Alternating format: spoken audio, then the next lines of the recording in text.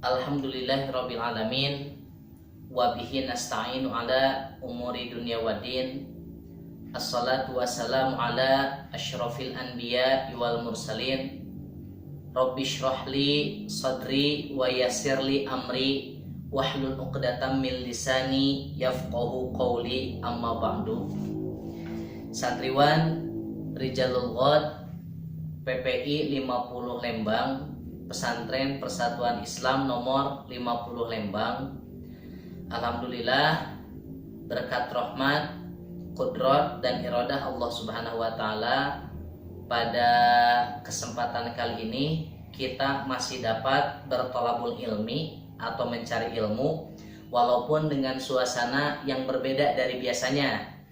Jika biasanya kita mencari ilmu dengan cara di kelas dan bertatap muka secara langsung antara anak dan antum, akan tetapi qadarullah, karena memang beberapa faktor, di antara yang paling penting adalah faktor corona, maka untuk thalabul ilmi kali ini, untuk sementara waktu kita belajar dengan cara daring atau dengan cara tidak bertatap muka secara langsung. Walaupun demikian, mudah-mudahan tidak melunturkan semangat kita dalam mencari ilmu. Sebab ilmu itu tidak hanya terikat di satu tempat, tapi ilmu itu dapat dicari dimanapun dan kapanpun, hatta dengan cara online sekalipun. Anak-anakku, santri Rijalul Ghad PPI 50 Lembang yang dimuliakan Allah Subhanahu wa taala, di semester pertama dulu pelajaran fikih sudah masuk pembahasan terkait saum, baik saum yang wajib ataupun saum yang sunnah. Hal-hal yang berkaitan dengan saum kita sudah bahas secara tuntas dan mendetail. Lalu kemudian setelah beres pembahasan saum, kita pun membahas terkait bab zakat. Apa saja zakat yang diwajibkan oleh Allah Subhanahu wa taala. Kemudian siapa saja orang yang terkena kewajiban untuk membayar zakat.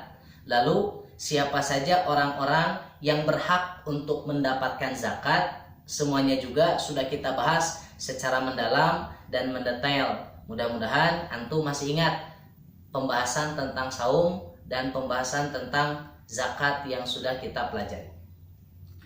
Untuk memulai pelajaran di semester 2 ini, di kajian perdana atau kajian yang pertama, di dalam buku fikih untuk MTS, antum yang sedang buka bukunya silahkan antum bisa buka di halaman 38. Ini untuk versi terjemahannya. Tapi kita juga nanti akan kolaborasikan, bukan hanya versi terjemahan, akan tetapi sebagaimana semester yang kemarin, semester pertama, kita juga akan kolaborasikan dengan yang versi Arab atau kitabnya. Di kajian ini, semester kedua, bab ketiga, pembahasan yang akan kita bahas adalah pengeluaran harta di luar zakat. Kemarin membahas tentang zakat. Nah, sekarang kira-kira ada tidak mengeluarkan harta tetapi bukan termasuk kategori zakat? Nah, di halaman 38 antum bisa lihat, nanti kita akan bahas. Kalau versi Arabnya atau versi kitabnya, judulnya Anwa'ul Infaqi Ghairu Zakat. Macam-macam infak yang di luar dari pembahasan zakat. Silakan antum bisa buka bagaimana definisi atau harta apa saja atau bagaimana cara mengeluarkan harta tetapi tidak termasuk kategori zakat. Para ulama mengelompokkan bahwa di samping harta dikeluarkan dengan cara zakat, tetapi ada juga nanti harta dikeluarkan tetapi bukan dengan cara zakat. Apa saja? Yang pertama, ketika kita ingin mengeluarkan harta, bisa jadi harta dikeluarkan oleh kita dinamai dengan nama sodakoh. Lalu yang kedua, ada juga yang termasuk kategori hibah. Nanti ada juga yang termasuk kategori hadiah. Lalu kemudian yang terakhir ada juga yang termasuk kategori wakaf. Baik sodako, hibah, hadiah, ataupun wakaf, ini hakikatnya mengeluarkan harta yang kita miliki, tetapi status hukumnya sunnah. Kalau zakat kan status hukumnya wajib, sedangkan 4 kelompok yang barusan disebutkan hukumnya adalah sunnah. Nah, kita akan bahas satu persatu. Di pertemuan ini kita akan bahas dulu terkait sodakoh. Yang pertama, sodakoh. Satu, pengertian sodakoh dan hukumnya. Antum bisa lihat di buku. Sodakoh ialah pemberian sesuatu kepada seseorang yang membutuhkan dengan mengharap ridho dari Allah Subhanahu wa taala. Nah, sebetulnya sodakoh, zakat, hibah, hadiah, dan wakaf sekalipun tujuan utamanya cuma satu, apa? Mengeluarkan harta yang kita miliki dengan tujuan taqarrub ilallah, mendekatkan diri kepada Allah Subhanahu wa taala. Ini syarat penting ketika sedekah kita ingin diterima oleh Allah Subhanahu wa taala. Apa? Mengharapkan uang yang diberikan oleh kita kepada orang lain hanya pahala dari Allah Subhanahu wa taala. Atau harta yang dikeluarkan oleh kita yang diberikan kepada orang lain, mudah-mudahan dengan harta itu bisa mendekatkan diri kepada Allah Subhanahu wa taala. Nah, ini jadi dalil. Ketika ada orang yang dia bersedekah, atau ketika ada orang yang memberikan sebagian harta, baik sedikit ataupun banyak, tapi ketika dia memberikan kepada orang lain, tujuannya ingin dipuji, tujuannya ingin dilihat oleh orang lain, maka orang tersebut tidak bersedekah. Kenapa? Sedekah itu tujuannya cuma satu, taqarrub ilallah, mendekatkan diri kepada Allah Subhanahu wa taala. Nah, sehingga dengan adanya pemahaman ini atau penjelasan ini, maka memberikan pemahaman kepada kita orang-orang yang mereka rajin bersedekah, lalu kemudian sedekahnya ditujukan sebagai taqarrub ilallah, mendekatkan diri kepada Allah, maka itulah sedekah. Tapi kalau misalkan kita justru bersedekah niatnya, tapi ketika memberikan kepada orang lain, cekrek, difoto, selfie, atau misalkan meminta kepada teman, cinglah pangmotokeun. Nah, maka orang tersebut tidak sedang bersedekah, karena tujuan dari sedekah sudah hilang dari orang tersebut. Lalu dalam kehidupan sehari-hari, sedekah biasa disebut dengan kata sedekah. Hukum sedekah adalah sunnah. Hal tersebut sesuai dengan perintah Allah Subhanahu wa taala sebagai berikut. A'udzubillahi minasyaitonirrajim. Wa aufi lanal kaila wa tasaddaq alaina innallaha yajzil mutasaddiqin. Maka sempurnakanlah al-kaila. Ma makna al-kaila? Apa yang dimaksud dengan kaila? Yang namanya kaila itu artinya adalah takaran. Berarti ayat ini menunjukkan ketika ada orang-orang yang berprofesi sebagai penjual, atau ada orang-orang yang kehidupan sehari-harinya dia sebagai penjual, maka ketika dia menjual, mau tidak mau, suka tidak suka, wayahna ketika menakar harus benar atau harus sempurna. Mana dalilnya ini? Wa aufulanal kaila, maka sempurnakanlah bagi kami al-kaila, takaran.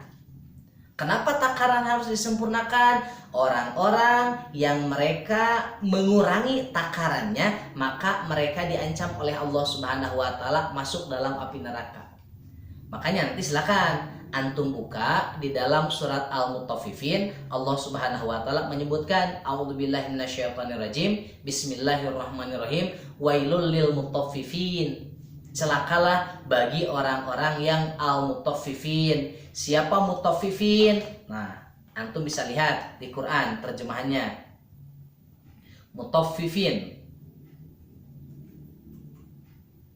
Nah, Mutaffifin ini berasal dari kata toffafa yang bermakna pertama bisa bermakna mengurangi, yang kedua bisa bermakna hemat air, kikir terhadap familinya.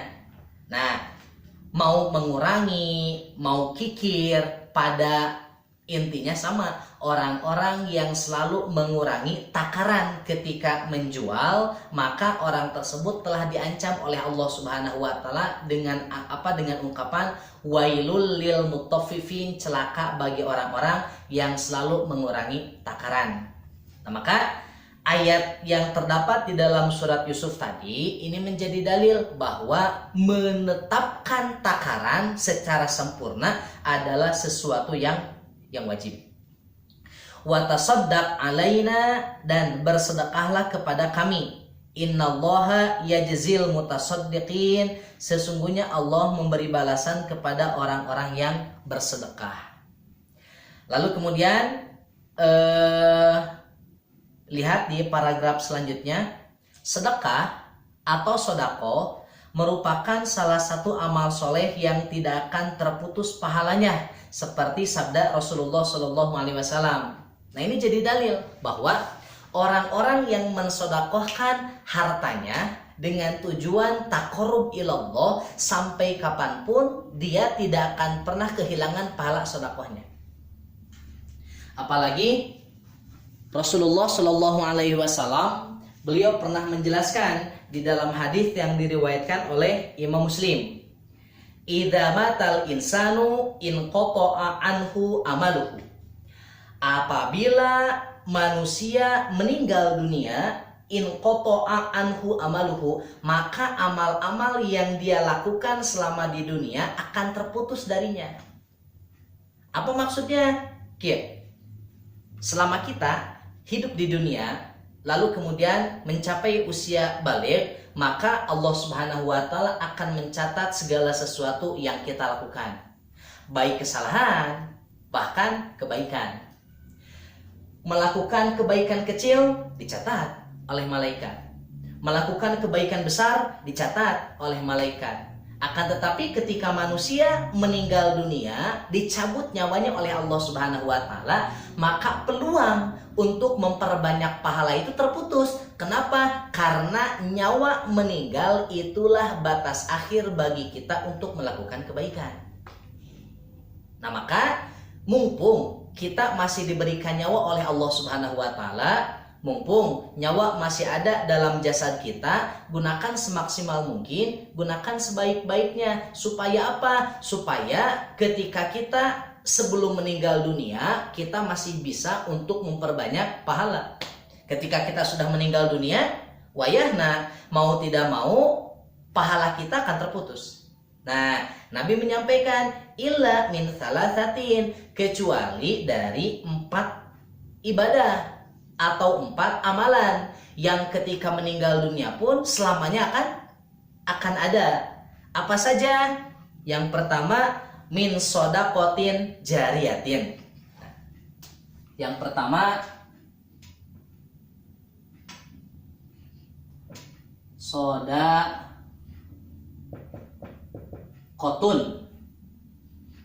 jariyatun. Antum meninggal dunia, pahala atau amal-amalan terputus, tidak dapat menambah, tidak dapat mengurang. Tetapi bahasa Nabi ada 3 amal-amalan yang apabila kita laksanakan, walaupun sudah meninggal dunia, pahalanya akan terus mengalir, bahkan ketika kita sampai mendatangi hari kiamat nanti. Apa? Pertama, sodakotun jariyatun, sodakoh jariyah. Bagaimana sodakoh jariyah itu? Sodakoh yang diberikan oleh kita kepada orang lain, lalu kemanfaatannya akan selalu digunakan oleh dia. Contoh, misalkan ada orang yang dia bersodakoh makanan. Ketika dia mensodakohkan makanan, maka sodakoh yang dia berikan dalam bentuk makanan jadi pahala. Tetapi pahalanya hanya sampai situ saja, sampai makanannya habis.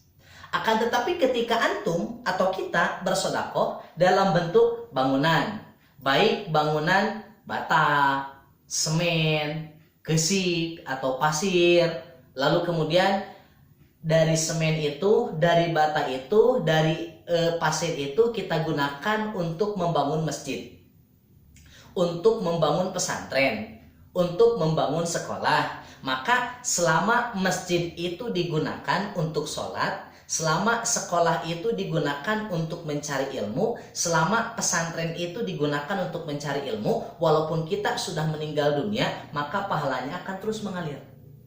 Ini sedekah jariyah. Apakah sedekah jariyah ini hanya khusus bagi masjid dan pesantren? Tidak.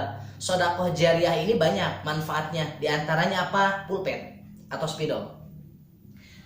Anak misalkan diberikan pulpen oleh antum.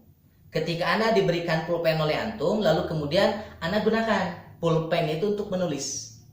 Untuk menulis, baik menulis hadis, menulis tafsir, menulis Quran, menulis fikih, atau menulis apapun.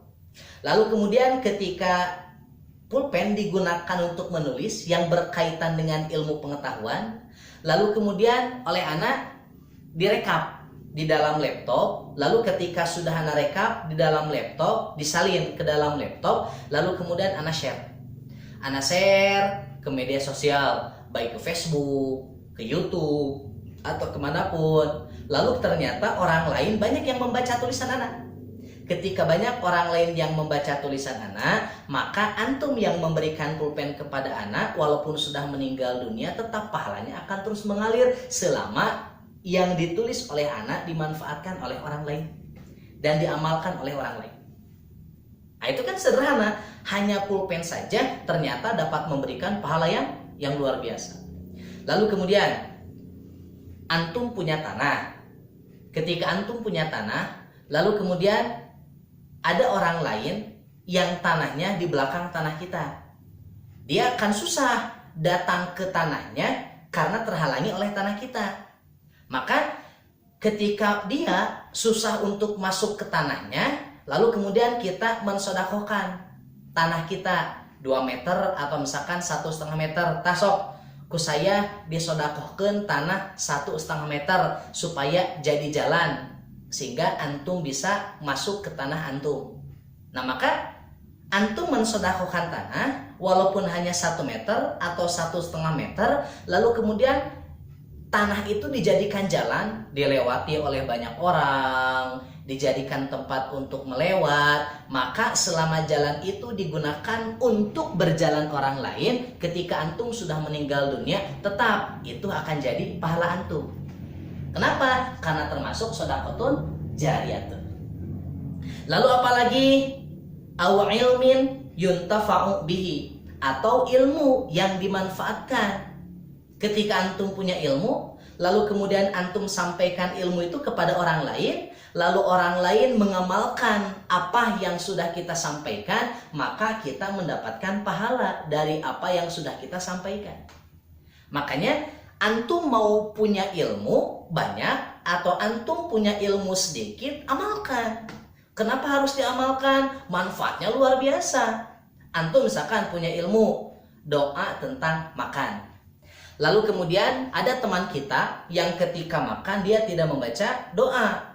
Lalu kemudian antum sampaikan, antum lamun dek makan, antum kalau mau makan baca dulu doanya. Ku antum diamalkan, ku antum diajarkan kepada orang tadi. Lalu kemudian orang tadi mengikuti apa yang antum katakan. Setiap dia makan membaca doa. Dimanapun dia makan membaca doa. Apapun yang dia makan membaca doa. Sedangkan doa yang dia baca adalah ilmu yang sudah antum sampaikan. Ketika antum sudah meninggal dunia atau anak sudah meninggal dunia, tapi orang yang kita ajarkan belum meninggal dunia, bahkan dia terus mengamalkan, bahkan dia juga mengajarkannya kepada anak, kepada istri, kepada cucu, kepada temannya, maka walaupun kita sudah terputus pahala karena kita menyimpan ilmu yang diajarkan kepada orang lain, ketika di akhirat pun pahala terus datang kepada kita. Kenapa? Inilah pentingnya ilmu yuntafa'u bihi, ilmu yang dimanfaatkan atau ilmu yang diajarkan kembali kepada orang lain. Lalu kemudian yang ketiga apa? Waladin solihin yad'u lahu. Anak yang soleh yang selalu mendoakan orang tuanya supaya orang tuanya diampuni oleh Allah Subhanahu wa taala. Ketika orang tua sudah meninggal dunia, tapi anaknya soleh yang selalu mendoakan, maka orang tua bisa jadi tidak punya dosa ketika nanti di akhirat karena doa yang disampaikan oleh anaknya. Kan orang tua sudah meninggal dunia, orang tua sudah meninggal dunia, tapi karena kita sebagai anak yang soleh yang mendoakan orang tua, maka pahala akan terus mengalir kepada orang tua. Nah makanya guru kita Ustaz Aceng Zakaria, beliau menyampaikan seperti ini. Pesantren adalah tempat yang menghimpun ketiga aspek tadi. Di pesantren ada sodakoh jariah yang termanfaatkan. Kumaha contohnya bangunan. Bangunan pesantren teh kan bukan bangunan yang dibiayai oleh satu orang. Tapi pesantren dibiayai oleh banyak orang. Dan orang yang membiayai pembangunan pesantren atau pembangunan sekolah itu adalah sodakoh yang diberikan oleh mereka.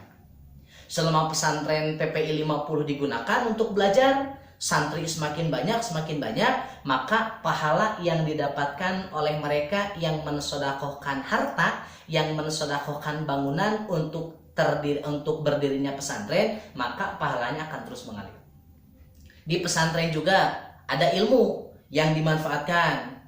Ustadz ngajarkan ke murid, kan jadi ilmu untuk murid.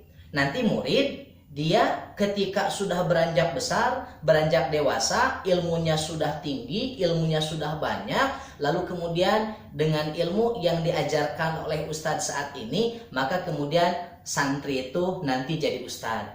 Lalu diamalkan kembali di pesantren tahayana. Lalu kemudian apalagi? Waladun solihun yad'u lahu. Anak yang ada di pesantren, orang tua menyekolahkan kita ke pesantren, orang tua menyekolahkan antum ke pesantren dengan tujuan supaya menjadi anak waladun solihun yad'u lahu, menjadi anak yang soleh supaya nanti bisa mendoakan orang tuanya. Nah ini sodakoh, pengertian sodakoh serta hukumnya. Lalu kemudian hukum atau rukun sodakoh. Antum bisa lihat nomor 2. Rukun sodakoh dan syarat-syaratnya masing-masing adalah sebagai berikut. Yang pertama, orang yang memberi. Nah ini sodakoh nih ya. Sodakoh ini punya 2 syarat. Syarat yang pertama, ada orang yang mau bersodakoh. Syaratnya, orang yang mau bersodakoh, orang itu memiliki benda dan berhak untuk mentasarrufkan atau mendermakan kepada orang lain. Ustadz kumaha? Lamun kita teh sebagai orang miskin, tapi ingin bersodakoh. Nah silakan, sodakohkan apapun yang kita miliki. Tetapi kalau misalkan kita tidak punya apapun, untuk disodakohkan tidak ada, bahkan untuk makan sehari-hari juga tidak ada, maka kita tidak berhak untuk bersodakoh. Justru kita yang harus menerima sodakoh. Nah maka ketika kita ingin bersodakoh, maka sodakohkanlah harta yang kita miliki. Kumaha lamun misalkan kieu, anak mau sodakoh, tapi tidak punya uang. Kemudian anak meminjam kepada teman uang 10.000, lalu uang 10.000 anak sodakohkan kepada orang lain. Nah ini mah tidak memenuhi syarat. Kenapa? Karena sodakoh itu adalah orang yang mau memberi, dia juga memiliki harta yang mau disodakohkan. Justru kalau misalkan kita mau sodakoh, tapi sodakoh itu diambil atau meminjam kepada orang lain, justru nanti akan membebani kita. Bukan menambah pahala, tapi justru akan membebani kita. Nyakudu mayar. Begitulah kurang lebih. Lalu kemudian yang kedua, ijab dan qabul. Ijab adalah pernyataan pemberian dari orang yang memberi, sedangkan kabul adalah pernyataan penerimaan dari orang yang menerima pemberian. Nah ini maksudnya tidak perlu formal, cukup kieu. Tah anak memberikan ieu kantung. Orang yang menerima, oh ya terima kasih, jazakumullahu khairan katsira. Nah ini juga sudah memenuhi syarat. Tidak perlu siga kieu. Saya mensodakohkan harta saya kepada kamu, atau abdi nyodakohkeun harta abdi ke anjeun. Lalu orang yang menerima, siap saya terima sodakoh yang antum berikan kepada saya. Ribet gitu mah. Tidak perlu begitu. Cukup antum memberikan seperti ini. Nih, saya memberikan ini ke antum. Atau nih, untuk kamu. Nih, ke anjeun. Lalu kemudian orang yang menerima hanya bilang, oh ya terima kasih. Atau oh nuhun. Ada tambahan, jazakumullahu khairan katsira. Nah itu pun sudah cukup untuk menyebutkan atau untuk memenuhi syarat atau rukun dari sedekah. Lalu di paragraf selanjutnya halaman 39 di dalam buku ini disampaikan perbedaan sedekah dan infak. Nah, kita kan seringnya mendengar pertama ada yang disebut dengan sedekah,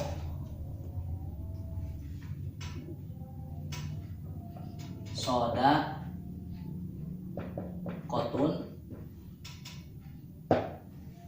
Yang kedua ada yang disebut dengan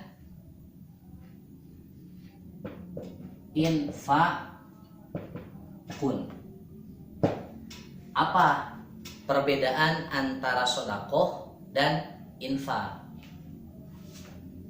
Coba lihat di buku. Di buku ini disampaikan bahwa sedekah bersifat umum dan luas, adapun infak adalah pemberian yang dikeluarkan pada waktu menerima rezeki atau karunia dari Allah Subhanahu wa taala. Jika sedekah mah sifatnya umum, tapi kalau infak mah menurut buku ini disampaikan ketika kita mendapatkan rezeki atau kita mendapatkan kelebihan atau kemuliaan dari Allah Subhanahu wa taala dalam bentuk harta, lalu kemudian kita berikan kepada orang lain, eta infak. Kalau sedekah mah mau ada yang memberi atau tidak ada yang memberi, baik mendapatkan rezeki atau tidak mendapatkan rezeki, kemudian harta yang kita miliki kita berikan kepada orang lain. Eta mah sedekah disebutnya. Itu definisi atau pengertian sedekah. Tapi kalau infak mah orang atau Allah memberikan rezeki kepada kita dari jalan siapapun, baik dari orang tua, dari kerabat, dari teman, atau dari ustadz sekalipun. Lalu kemudian ketika sudah kita miliki atau sudah kita dapatkan, orang bagi we ka batur, saya akan berikan kepada orang lain sebagian, diberikan kepada orang lain. Nah itu juga termasuk infak. Lalu kemudian namun keduanya memiliki kesamaan, yaitu tidak menentukan kadar, jenis, jumlah, dan diberikan dengan mengharap ridho dari Allah Subhanahu wa taala. Antara infak dan sedekah memiliki kesamaan. Apa kesamaannya? Mengharapkan ridho dari Allah Subhanahu wa taala. Yang pertama, yang kedua tidak ditentukan ukurannya atau tidak ditentukan kadarnya. Beda dengan zakat. Kalau zakat, orang yang menerima ditetapkan, orang yang memberi ditetapkan, kadar zakatnya ditetapkan, jumlah yang harus dikeluarkan ditetapkan. Kalau sedekah dan infak sama sekali tidak ditetapkan. Nah kita lihat misalkan pendapat para ulama atau penjelasan para ulama yang menyebutkan bahwa was-shadaqatu ma yukhrijuhul insanu min malihi ala wajhil qurbati kaz-zakati. Ininya silakan antum tulis dan antum fahami. Yang namanya sedekah itu sebagaimana yang dijelaskan oleh Ar-Raghib Al-Asfahani di dalam kitabnya Al-Mufradat fi Gharibil Quran. Beliau menyampaikan ma yukhrijuhul insanu ala wajhil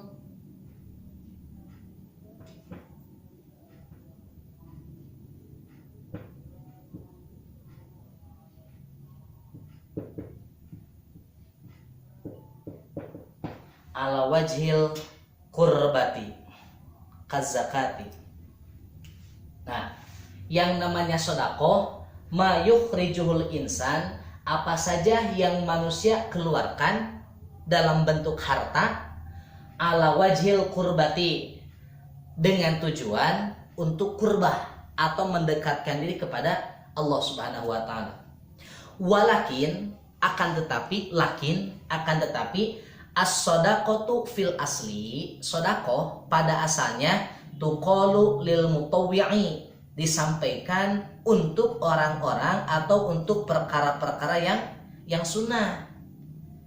Wa zakatu lil wajibi, sedangkan zakat itu diberikan untuk orang-orang yang terkena kewajiban. Nah, ini jadi dalil perbedaan antara sodakoh dan zakat. Ari sodakoh mah status hukumna sunnah, sedangkan zakat mah status hukumna wajib. Gitu. Nah, itulah sodakoh. Nah, apa yang mengkhususkan sodakoh? Di sini disampaikan ada yang terlewat. Min malihi. Nah, min malihi. Sodakoh itu hanya khusus. Iya. Nah, min malihi dari harta. Mayukhrijuhul insan, apa saja yang manusia keluarkan, min malihi dari hartanya, ala wajhil kurbati, dengan tujuan untuk kurbah, mendekatkan diri kepada Allah Subhanahu wa taala. Sedangkan infak, Ar-Raghib Al-Asfahani menyampaikan, wal infaqu qad yakunu fil mali. Infak itu kadang-kadang berkaitan dengan harta, wa fi ghairihi, dan kadang-kadang juga berkaitan dengan yang lainnya. Wa qad yakunu wajiban, infak itu kadang-kadang ada yang termasuk kategori wajib. Wa tatawwu'an, dan kadang-kadang infak juga ada yang ada yang hukumnya tatawwu'an, sunnah. Nah, maka ini yang menyebutkan terkait perbedaan sodakoh dan infak. Jika sodakoh melihat definisi ini, yang dikeluarkan dari manusia, dari hartanya dengan tujuan kurbah, mendekatkan diri kepada Allah Subhanahu wa taala. Sedangkan infak kadang-kadang berkaitan dengan harta, kadang-kadang juga berkaitan dengan yang lainnya. Dan infak itu juga kadang-kadang ada yang statusnya wajib, kadang-kadang ada juga yang statusnya tatawu'an, sunnah. Cuman secara umum baik